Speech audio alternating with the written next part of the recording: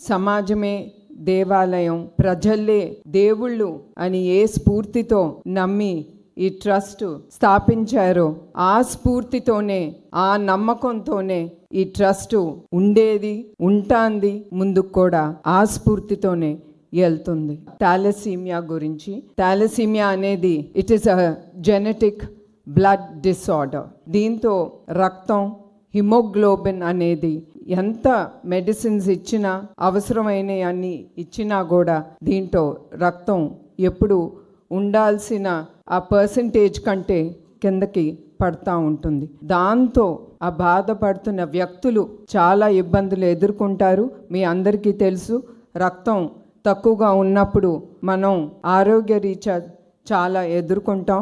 అదే కాకుండా ఎస్పెషలీ థాలసీమియాతో బాధపడుతున్న వ్యక్తులు, ఎస్పెషలీ పిల్లలు, వాళ్ళు ఆఖరికి ఊపిరి తీసుకోవటానికి కూడా వాళ్ళు చాలా ఇబ్బందులు ఎదుర్కొంటారు.